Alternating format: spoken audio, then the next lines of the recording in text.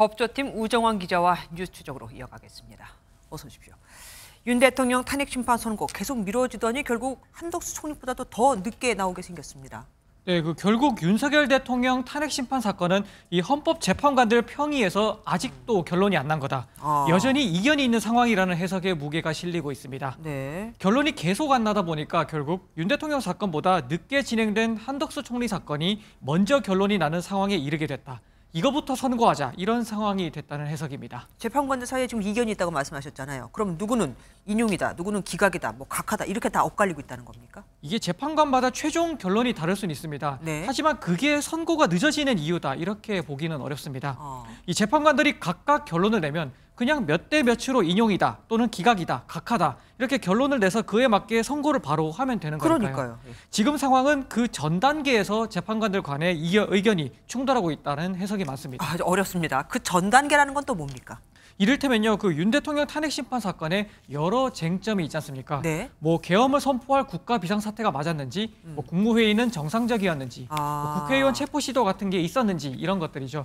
이런 쟁점별로 판단을 내리기 전에 이런 사실은 인정된다. 이거를 재판관들이 합의를 해야 되는데 이 단계에서부터 합의가 안 되고 있다. 이런 추측이 나오는 겁니다. 네. 이 단계가 정리가 되면 그걸 바탕으로 재판관들이 나는 선고를 이렇게 하고 싶다. 이런 의견을 낼 수가 있는데 이 전 단계가 안 되니 선고가 길어지고 있다. 이런 추측입니다. 다만 뭐 2단계에서만 지체됐다. 이렇게 보기엔요. 벌써 평의가 한 달째 가까이 진행되고 있습니다. 때문에 지금은 또 다른 단계에서 이견이 노출되고 있는 게 아니냐 이런 해석도 나옵니다. 그러니까 쟁점은 정리가 됐는데 다른 단계에서 이견이 있다. 이건 또 어떤 단계입니까? 아까 쟁점이 정리되면 각 재판관이 선고 의견을 낸다고 말씀드렸었죠. 네네. 그런데 몇몇 재판관이 이 의견 내는 것 자체를 안 하고 있는 게 아니냐 이런 겁니다. 나는 인용이다 혹은 기각이다 각하다 이런 의견을 딱 내야 선고를 할 수 있는데 그게 아니라 나는 아직 결론을 못 내렸다. 좀 더 시간이 필요하다. 이러고 있을 가능성이 있다는 겁니다. 현재 근무 경험이 있는 이 복수의 관계자들은 몇몇 재판관이 선고 의견 자체를 안 내고 있을 가능성을 제시하고 있습니다. 뭐 평의는 비공개니까 추측을 할 수밖에 없는 거잖아요. 추측에 따르면 일부 재판관들은 아직 결론을 안 내고 있다 이런 말도 들려요. 네, 한 헌재 출신 관계자는 일부 재판관이 외부 상황을 고려해서 선고 시점을 늦추려 하는 게 아니냐 이런 의심이 든다고 말했습니다. 네. 이 관계자는 과거 고 노무현 전 대통령 탄핵 심판 때 재판관들도 재판 내용뿐만 아니라 사회적 파장 같은 외부 상황도 고려해서 평의를 했었다고 설명을 했습니다.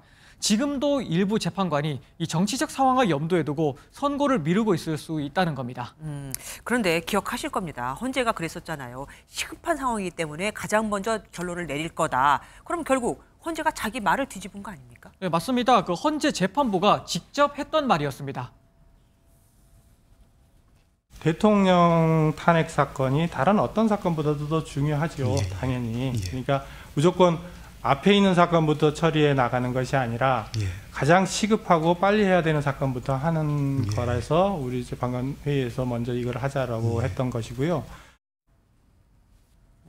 이 보안이 유지되는 평의에서 어떤 점을 고려하는지 이걸 정확히 알 수는 없습니다. 다만 선고가 늦어지고 있는 만큼 이런저런 추측과 의구심이 계속 커지고 있다는 점은 분명해 보입니다. 그럴 수밖에 없겠습니다. 지금까지 우정환 기자와 함께했습니다. 고맙습니다.